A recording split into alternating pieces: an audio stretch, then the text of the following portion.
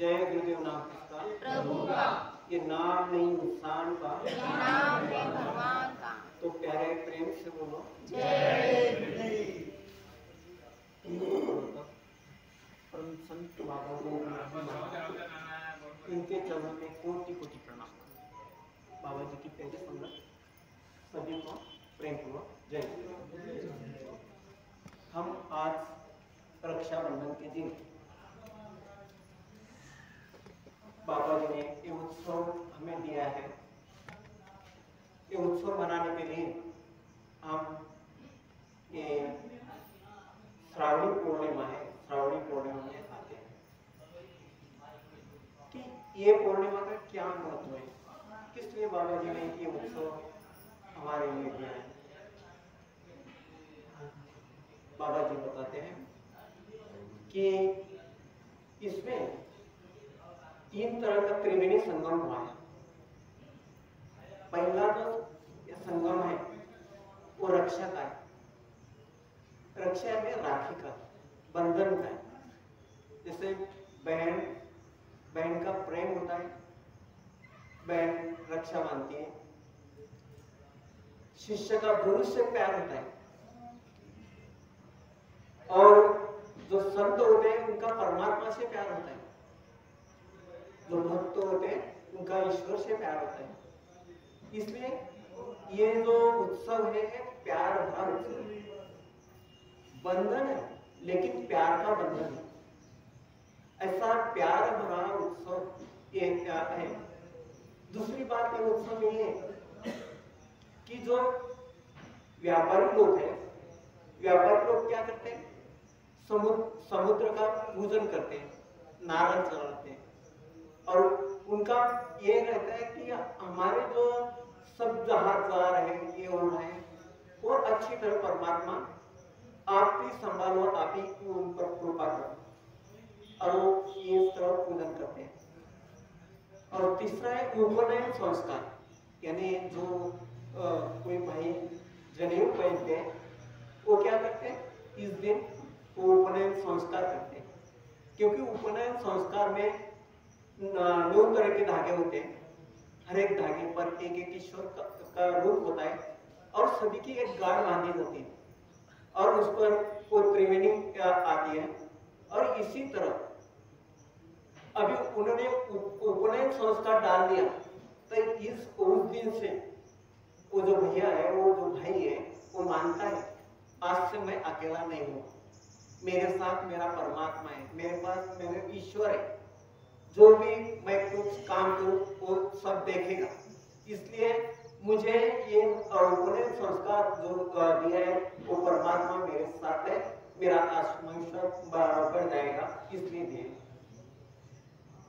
तो हमें बाबा जी बोल रहे, बाबा जी बताते कि रक्षाबंधन के दिन बहन ये जो राखी का धागा, ये धागा मत समझो।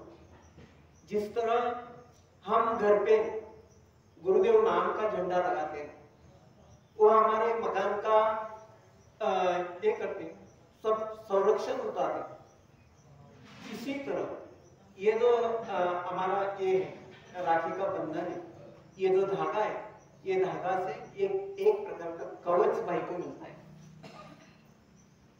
बहन भाई के तो रक्षा करेगी, लेकिन भाई भी ये धागे से, धागा बांधने का मतलब ये है कि मेरे जब बहन को धागा बांधती है उसके पहले तिलक लगाती है। तिलक लगाती यानी बहन कहती है, बहन के मन में भाव रहता है मेरे भाई की जो बुद्धि है वो भ्रमित न हो जाए और दूसरी बहनों की तरफ वो पवित्र नजर से देखे, ऐसा उसका ये रहता है। अरे इसी भाव से वो धागा बांधते। बाबा जी बोलते हैं कि हमारे संगत में जो बहनें आती हैं, ये रहते हैं, उनको सभी को अपने बहनी के रूप में देखने का, ये करने का। इसी तरह पवित्र ये धागा है यानी रक्षा का। इस धागे से क्या होता है, इस धागे से भाई के पहाड़ देखने की जो भावना होती है, जो बहन है, हमारी बहन भारतीय संस्कृति की बहन किधर भी जाए कि उसकी तरफ वो जो है तो वो अच्छी तरह से देखा जाए। क्योंकि उसको ऐसा ना लगे कि मैं अकेली हूं, मेरे सब भाई है, इसी तरह लगना चाहिए।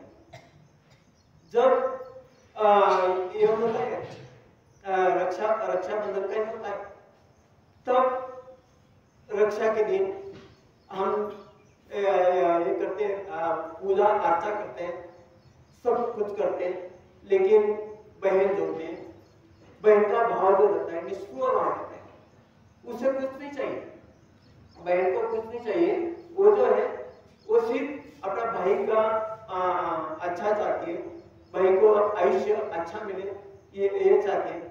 इसी तरह जब हमने देखा कि जब एक बार ये हुआ था, देव देवता असुरों का एक युद्ध हो रहा था, वो युद्ध में जब इंद्र पराजित हो रहा था, इंद्र भयभीत था, तो इंद्रायणी ने क्या किया? इंद्रायणी ने अपने इंद्र को राखी बांधी, और राखी बांधने से क्या हुआ? उसकी हिम्मत यानी आत्मविश्वास बढ़ गया और वो विजयी हो गए। अभिमन्यु के बारे में भी ऐसा हुआ। अभिमन्यु को चतुर्युग में भेजा, लेकिन कुंती माता को मालूम था, इसको चतुर्युग में जाना मालूम है, लेकिन बाहर आने का मालूम नहीं है, इसलिए कुंती माता ने खुद अभिमन्यु को रक्षा बना, उसकी रक्षा हो गई। इसी तरह ये जो है, ये रक्षा देने वाला सन है, रक्षा देने वाला उत्सव है। बाबा जी बोलते हैं कि हम इस सन से क्या करें, सभी की रक्षा करने का। बाबा जी ने तो क्या कहे? बाबा जी ने तो हमें प्रेम से बांधा है। ये जो धागा है, धागा प्यार का होता है। जिस तरह गाय रहती ना, गाय को यदि हमने दो छोड़ दिया और बछड़े को बांध दिया, तो गाय इधर उधर फिरती है, लेकिन वहां से दूर नहीं जाती, क्योंकि उसका जो बंधन है, उसका बंधन अपने बछड़े से है, प्यार से। इसी तरह बाबा जी बोलते हैं कि अपना जो बंधन है, ये प्यार का बंधन है। इसलिए सभी को बाबा जी बताते हैं, ये जो धागा है प्यार का धागा है, इसलिए वो जो परमात्मा है, ये सांसारिक चीजें का सुमिरन हम सब करते हैं। हम मुझे कृषि वल्लभ हो गए, यानी खेती करने वाले हो गए, वो क्या करते हैं? अब खेत में क्या डालने का, खेत में से क्या निकालने का, कौन से भिजवाने के करने के, इसका सुमिरन करते हैं। व्यापारी जो है, अपने दुकान में क्या नहीं है, क्या होना चाहिए, क्या नहीं। बहन जब एक बनाती है, खाना बनाते हैं, उसके पहले वो सुमिरन करते हैं, मेरे घर में आटा है या नहीं है, सब्जी है या नहीं है, उसका सुमिरन करते हैं। हर आदमी हर बात का सुमिरन करता है। इसी तरह लड़की मायके चली गई होगी, और मायके गई होगी तो वहां भी वो लड़की का सुमिरन करते हैं, मेरी बच्ची कैसे रहती होगी, क्या रहती होगी, ऐसा है। पर बाबा जी बोलते हैं ये सांसारिक सुमिरन था। ये सांसारिक सुमिरन से क्या होता? ये सांसारिक सुमिरन से कुछ नहीं मिलने वाला, ये नाश पाने वाला है, सब ये नष्ट होने वाला है। लेकिन जो सच है, जो सच्चा है, जो परमात्मा है, जो ईश्वर है, इसका सुमिरन करना चाहिए। तब हमको ये प्राप्त होगी, शक्ति प्राप्त होगी। नहीं तो ये सुमिरन ये नहीं। बाबा जी इसलिए बोलते हैं सुमिरन की क्या ताकत है आपको मालूम नहीं। सुमिरन की बहुत बड़ी ताकत है, ये ताकत से आप आगे बढ़ सकते हैं। एक बार बायजीत सुमिरन कर रहा था, और बायजीत सुमिरन करते करते क्या हुआ? बायजीत ने देखा कि सुमिरन चल रहा, और बाजू में लोग भी बैठे थे। बायजीत बोल रहा था, मन खुदा, मन खुदा, मन खुदा। ये लोगों को ऐसा लगा, ये फकीर को आज क्या हो रहा है? ये क्या बोल रहा है? मैं खुदा हूं, मैं खुदा हूं। तो बाद में बायजीत को पूछा, बायजीत ये क्या कर रहा तू? मैं खुदा, मैं खुदा। वो बोला कि मैं नहीं बोल रहा। अब अभी आगे ऐसा कोई ये होगा, मुझसे गलती होगी तो मुझसे क्या करना? शिक्षा करने का आप लोगों ने। 5-6 दिन के बाद बायजीत फिर ये करने लगा, मन खुदा, मन खुदा। तो वो लोगों ने क्या किया, हाथ में काठी ली, किसी ने तलवार ली, किसी ने ये की, और बायजीद के मस्तक पर लाठी से ये मारने का प्रयत्न किया, किसी ने तलवार से हाथ तोड़ने का प्रयत्न किया। पर बात क्या हुई, जब बायजीद के मस्तक पर मारने का जिसने प्रयत्न किया उसका सर टूट गया, जिसने हाथ काटने का प्रयत्न किया उसका हाथ कट गया। ऐसा ही सिलसिला चलता रहा। बाद में बायजीद को जब पूछा तो बायजीद बोलने लगा तो मैं नहीं था, तब मैं नहीं था। जब सुमिरन होता है, सुमिरन करने वाला होता है, तो सुमिरन करने वाला वो खुदा का रूप हो जाता है। इसमें बहुत बड़ी ताकत है। बाबा जी हमको सुमिरन करने के लिए क्यों बताते हैं? वो सुमिरन करते करते एक परमात्मा का रूप हो जाते हैं और करते रहते। और वो जो है परमात्मा का रूप, वो क्या हमें समझ में नहीं आता, लेकिन उनमें एक ताकत, एक शक्ति आ जाती है। ये शक्ति बाबा जी हमें प्रकट करना चाहते हैं। इसलिए बाबा जी बार बार बोलते हैं कि आप सुमिरन करो, सुमिरन करो, ध्यान करो। इसी तरह एक घटना हुई, और जब हम सुमिरन करेंगे, ये करेंगे, तब हमारा जो सांसारिक जो हमारी आसक्ति है, वो सांसारिक आसक्ति हमारी कम हो जाएगी। और सांसारिक आसक्ति कम होने से क्या होगा, हमारा भजन अच्छी तरह होगा। ये होगा जिस तरह पनिहारी रहती है, पनिहारी क्या करते हैं, अपने जो 2-3 घड़े रहते हैं, वो मिट्टी के घड़े यानी दूसरे बर्तन रहते हैं, वो एक पर एक रखती है और ऐसे रखकर वो चलती है। लेकिन बाजू में उसकी सहेली रहती है, सहेली को वो बोलती है, वो रास्ता तो उबड़ खबड़ है, चलती भी है, ये भी करती है, और उसका ध्यान कहाँ रहता है, वो जो अपने बर्तन है, वो बर्तन की तरफ उसका ध्यान रहता है। इसी तरह पनिहारी की तरह हमारा ध्यान रहना चाहिए।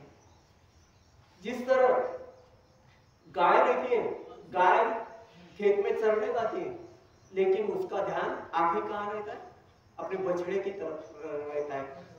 इसी तरह जब भृंगी एक कीड़ा रहता है, भृंगी जो कीड़ा रहता है, वो भृंगी कीड़ा जो है वो कहां से भी एक कीड़ा उठा के लेता है और मिट्टी का एक घर बनाया होता है, उसमें डाल देता है और उसका मुंह जो है वो कम कर देता है, मिट्टी का मुंह कम कर देता है।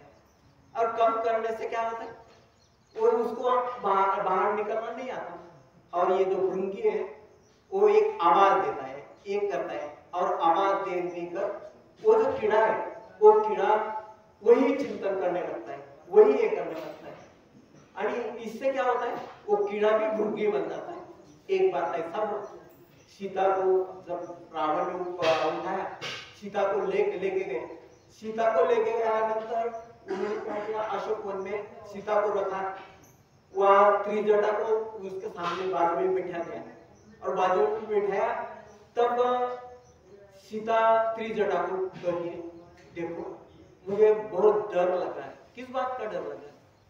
मैं राम का सुमिरन करती हूँ, हमेशा राम का सुमिरन, और मैंने शास्त्र में पढ़ा है, हम जिसका सुमिरन करते हैं उसका रूप बन जाते हैं। मुझे ये बात का डर है, यदि मैं राम बन गई तो हमारे जो सांसारिक जीवन है वो कैसा चलेगा। तो त्रिजटा बोली, तो तू चिंता मत कर, तू जिस तरह राम का सुमिरन कर रही उसी तरह राम भी तेरा सुमिरन कर रहे, राम तेरा रूप बन जाएगा। तो इस सुमिरन में ये ताकत है। इसी तरह हम यदि सुमिरन जो है, बाबा जी बोलते सांसारिक सुमिरन से परमात्मा का यदि हम सुमिरन करेंगे, वो हमें बहुत कुछ ताकत देते हैं। और ये जो ताकत है, ये सुमिरन की जो ताकत है, वो अंदर जो खजाना है हमारा, अंदर का जो खजाना है, वो अंदर का खजाना हमको मिलेगा। इसी तरह मैं मेरे शब्दों को 2 मिनट में विराम देता हूँ, क्योंकि बाबा चौधरी उड़ गए, मुझे समझ में आ गया। तो हमें ये सुमिरन जो है ना, ये सुमिरन जो है पूरे मन से, ये जो त्रिपुटी है, अपने जो त्रिनेत्र है, ये त्रिनेत्र पर हमें ध्यान देना चाहिए। और ये त्रिनेत्र पर हम ध्यान देंगे तब हमारा जो सुमिरन है वो सुमिरन अच्छी तरह होगा। और जब ये सुमिरन हमारा अच्छा हो जाए, पक जाएगा, तब हमें वो जो अंदर का खजाना है, अंदर का खजाना मिलेगा। तब हमको मन को ऐसा लगेगा, ये बाहर जो हम देख रहे हैं ये चीजों से ये तो कुछ उसके बराबरी नहीं कर सकते। इतना अंदर परमात्मा ने अंदर क्या क्या दिए हैं। हमारे अंदर सूर्य चंद्र हमारे अंदर है, ये सब खंड ब्रह्मांड जो है वो हमारे अंदर है, सभी हमारे है, वो परमात्मा हमारे अंदर है। और इसी तरह सभी चीजें हमें वो खजाना मिल जाएगा और हम खुशी से भर जाएंगे। इसी तरह बाबा जी हमको सब कुछ देने वाले दे रहे हैं। जय